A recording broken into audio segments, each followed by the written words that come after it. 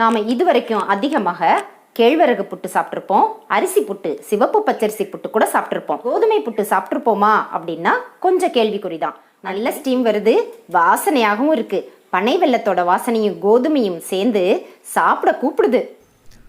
கோதுமையில் குழா புட்டு செய்கிறது எப்படின்னு தான் இப்போ பார்க்க போகிறோம். கோதுமையை கழுவி காய வைப்பீங்களோ இல்லை முதல் தர கோதுமை வாங்கிப்பீங்களோ, அது ஆப்ஷன் இஸ் யோர்ஸ்.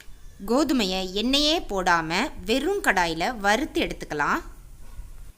வறுத்த கோதுமையை மிஷினில் கொடுத்து புட்டு மாவு பதத்துக்கு திரிச்சு வாங்கிக்கலாம். புட்டு மாவாக திரிச்சு எடுத்துக்கணும். ஃபஸ்ட்டு இந்த பாருங்கள், கொஞ்சம் பிறுபிறுன்னு தெரியுதுங்களா? அந்த மாதிரி திரிச்சு நம்ம வாங்கி வச்சுக்கணும்.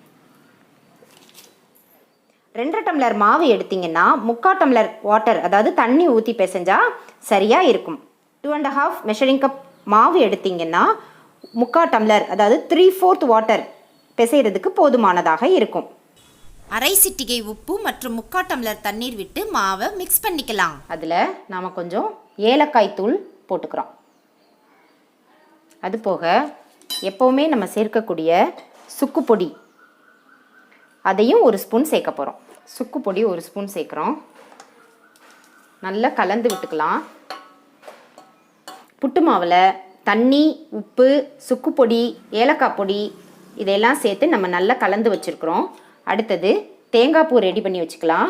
அடுத்தது நாம் இன்றைக்கி பனை வெல்லத்தில் செய்ய போகிறோம். Option is yours. அதாவது நீங்கள் சர்க்கரை யூஸ் பண்ணிக்கலாம், வெல்லம் யூஸ் பண்ணிக்கலாம், அப்படி இல்லை பனை வெல்லம் கூட யூஸ் பண்ணிக்கலாம். நான் வாங்கி இந்த மாதிரி பொடி பண்ணி வச்சுருக்கிறேன். புட்டுக்குழலோட அடிபாகத்தில் நம்ம 2.5 கிளாஸ் தண்ணி ஊற்றிருக்கிறோம். அது போக ஒரு துணி, ஈர துணி எடுத்து சுற்றி வச்சுருக்கிறோம். இந்த புட்டு மாவுக்குண்டான பாட், அதாவது இந்த பானையை நம்ம அடுப்பில் வச்சு சூடேற்றிட்டுருக்கலாம். அந்த சூடேற நேரத்துக்குள்ளே இந்த குழலுக்குள்ளே இந்த மாவை போட்டு ரெடி பண்ணிக்கலாம். இப்போ நம்ம கேஸை ஆன் பண்ணிக்கலாம்.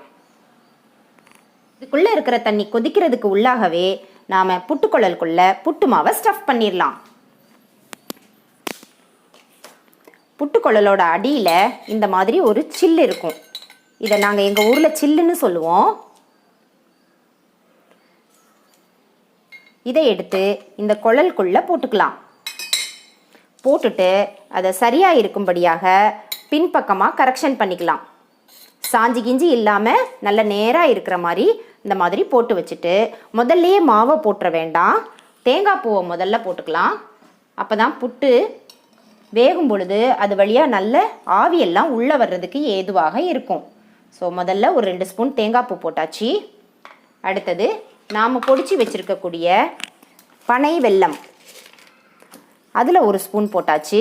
இந்த மாவை எடுத்து இந்த புட்டுக்குழலுக்குள்ளே ரொம்ப அமுக்காமல் அப்படியே போடணும். அது எந்த வாக்கில் இருக்கோ அமுக்கக்கூடாது, அதுதான் அதில் முக்கியம். கொஞ்சம் நிரவி விட்டுக்கலாம், நல்லா ப்ரெஸ் பண்ணிடாதீங்க.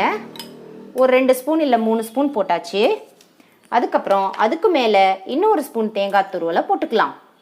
1 or 2 உங்களுக்கு எப்படி வேணுமோ அப்படி போட்டுக்கலாம். குழந்தைகளானால் நிறைய தேங்காய் துருவல் போட்டால் இன்னும் டேஸ்ட்டாக இருக்கும். அடுத்து 1 ஸ்பூன் கருப்பட்டி, அதாவது வெல்லம், பனை வெல்லம்னு சொல்லுவாங்க, அதை போட்டாச்சு. திரும்பவும் புட்டு மாவு போடுறோம். 2 அல்லது 3 ஸ்பூன் போட்டுக்கலாம். போட்டு நிரவி விட்டுக்கலாமோ ஒழிய அதை அமுக்க வேண்டாம். அடுத்தது கான்சிக்யூட்டிவ் திங் தான் இது.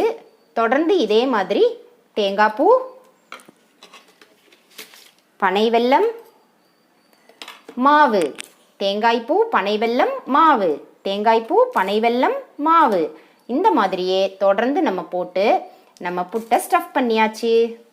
லைட்டாக தான் நான் ப்ரெஸ் பண்ணுறேன், ரொம்ப ப்ரெஸ் பண்ணலை. அதுக்கு மேலே வேணும்னாலும் நீங்கள் தேங்காய் பூவை போட்டுக்கலாம்.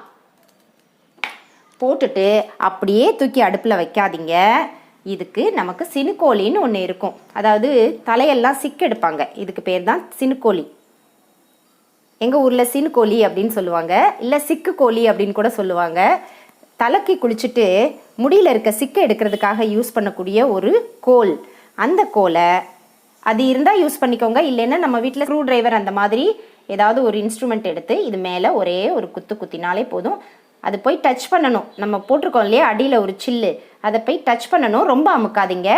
அப்புறம் அந்த சில்லு சாஞ்சி மாவெல்லாம் கீழே விழுந்துடும். ஸோ அதுக்காக ஒரே ஒரு ஹோல் போடலாம், இல்லைன்னா 2 ஹோல் லைட்டாக பூ போல் இறக்கி. ஃபெதர் டச் தாங்க எல்லாமே. முடிஞ்சிடுச்சு. இப்போ நாம் இதை மூடி எடுத்துகிட்டு போய் இந்த குழா புட்டை எடுத்துகிட்டு போய் அப்படியே கொதிச்சுட்டு இருக்கக்கூடிய இந்த பாட்டோட மேலே இப்படி ஃபிக்ஸ் பண்ணுங்க. இப்போ அழுத்துங்க. அழுத்தியாச்சு. பாருங்க துணியும் பாட்டும் குழாவும் எப்படி சேர்ந்துருக்குன்னு. இப்போ புட்டு வேகட்டும். 10 மினிட்ஸ், 8 to 10 மினிட்ஸ் இதுக்கு போதுமானது. ஏன்னா நாம் எடுத்துருக்கிறது கோதுமை மாவு. அது மட்டுமல்ல, இட்லி பாத்திரத்தில் கட்டி வேக வைக்கும் பொழுது 5 நிமிஷம் போதுமானது. ஏன்னா அதனோட சர்ஃபேஸ் நல்ல பெருசாக இருக்கும். இது குழா அப்படியே வேர்ட்டிக்கலாக போகிறதுனால மாவு நமக்கு இதுக்கு ஒரு 10 மினிட்ஸ் தேவைப்படும். ஸோ 10 மினிட்ஸ் வேகட்டும் புட்டு. பாருங்கள் நல்ல ஸ்டீம் வர்றது தெரியுது. வாசனையாகவும் இருக்குது. கோதுமையோட வாசனை மனமும் நம்மளை இழுக்குது சாப்பிட்றதுக்கு. எங்க செஞ்சு பாருங்க, சாப்பிட்டு பாருங்க, கமெண்ட் பாக்ஸில் கமெண்ட் பண்ணுங்க. புட்டு வெந்தாச்சு. பாருங்க ஸ்டீம் வந்துட்டே இருக்கு. நாம் இப்போ ஆஃப் பண்ணிட்டு, இல்லை அடுத்தது இன்னும் புட்டு செய்யணும்னா சிம்மில் வச்சுட்டு இந்த குழாவை மட்டும் எடுத்தா போதுங்க.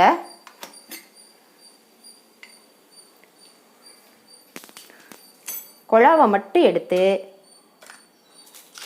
நம்மள ஒரு சினுக்கோழி வச்சுருக்கோம் இல்லைங்களா, அந்த கோழியை வச்சு, இல்லை ஸ்பூனோ நைஃபோ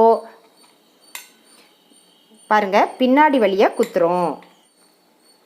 பின்னாடி வழியாக குத்துனீங்கன்னா புட்டு அப்படியே வந்து விழும்.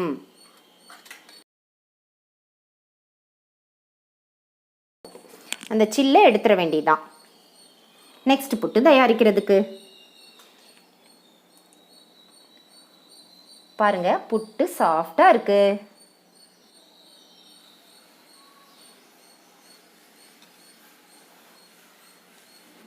குழந்தைகளானா இன்னும் கொஞ்சம் தேங்காய் துருவல் கூட சேர்த்துக்கலாம். மிகவும் ஆரோக்கியமான பனைவெல்ல கோதுமை புட்டு ரெடி. அடுத்த புட்டு செய்கிறதுக்கு இந்த சில்லை உள்ளே போட்டு அதை கொஞ்சம் ஃப்ளாட்டாக இருக்கும்படியாக நம்ம அட்ஜஸ்ட் பண்ணிக்கணும். இப்போ திரும்பி இருக்கா, அப்படி இல்லாமல் ஃப்ளாட்டாக ஆகும்படியாக அட்ஜஸ்ட் பண்ணிக்கணும். அந்த சில்லு ஃப்ளாட் ஆயிடுச்சு. ஃபர்ஸ்ட் குவாலிட்டி பனைவெல்லமாக இருந்ததுன்னா அப்படியே எடுத்து போட்டுக்கலாம், இதுவரை செஞ்ச மாதிரி. செகண்ட் குவாலிட்டி பனைவெல்லமாக இருந்ததுன்னா, அதாவது அதில் நெருநெருப்பு இருக்கும், மண் இருக்கும்னு நம்ம நினைக்கிறோம்னா அதில் போட்டு கொஞ்சமாக பொடி பண்ணிக்கிட்டு அதில் கொஞ்சமாக தண்ணி ஊற்றிக்க வேண்டியதுதான். ஊற்றி ஒரு கொதிக்க விட்டு அது நல்ல கட்டியாக சாஸ் மாதிரி எடுத்துக்கலாம். புட்டை தனியாக வேக வச்சுட்டு இந்த சாஸ் அது மேலே ஊற்றி சாப்பிட்டுக்கலாம். ஸோ தட் மண்ணு நெருநெருப்பு இல்லாம நமக்கு பனை வெல்லத்தோட சத்தும் கிடைக்கும், பனை வெல்ல கோதுமை புட்டும் கிடைக்கும். கொஞ்சமா தண்ணி ஊத்தி இருக்கிறதுனால கொஞ்சம் அடிப்பிடிக்காம மிக்ஸ் பண்ணி விட்டுக்கோங்க. ஸோ நல்ல பனை வெல்லம் கரைஞ்ச உடனேயே நம்ம ஆஃப் பண்ணி எடுத்துக்கலாம்.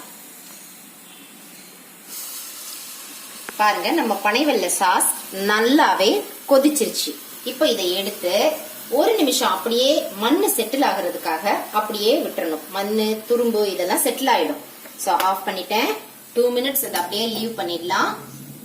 கொஞ்ச நேரத்துல இந்த பொங்கல் அது அடங்கின உடனே மண்ணு அதுல இருக்கக்கூடிய துரும்புகள்லாம் அடியில போயிடும். இப்ப நாம வடிகட்டி எடுத்துக்க போறோம். பனைவெல்ல சாஸை வடிகட்டி எடுத்துக்கலாம். கொஞ்சம் பொறுமையா பண்ணுங்க, ரொம்ப கலக்கிட வேண்டாம். ஆஸ் இட் இஸ் எடுத்து அப்படியே ஊத்திக்கலாம். ஸோ இந்த வடிகட்டியில துரும்போ மண்ணோ ஏதாவது இருந்தா செட்டில் ஆயிடும். இப்போ நமக்கு கிடைச்சிருக்கிறது பனைவெல்ல சாஸ். இந்த கருப்பட்டி சாஸ் வச்சு சாப்பிடுற புட்டை நம்ம பிளேனா செஞ்சு எடுத்துக்கலாம். உள்ள கருப்பட்டி எல்லாம் போடாம, அதாவது பனைவெல்லம் போடாம தனியா புட்டை செஞ்சு எடுத்துக்கலாம். அதுல இந்த சாஸை ஊத்தி பசங்களுக்கு கொடுத்துடலாம். புட்டு விக்கிக்கும் அப்படின்னு சொல்லக்கூடிய நம்மளோட சேட்டக்கார கணவர்களுக்கும் குழந்தைகளுக்கும் நாம் இனிமே இப்படி சொல்லலாம், சாஸை ஊற்றி தானே சாப்பிட போகிறோன்னு. புட்டை பார்த்து எட்ட போன இவங்களையெல்லாம் இப்போ வழிக்கு கொண்டாச்சுல்ல. என்ஜாய் அவர் டேஸ்டி டெலிஷியஸ் எல்லாத்துக்கும் மேலான ஹெல்த்தியான கோதுமை பனைவெல்ல புட்டு.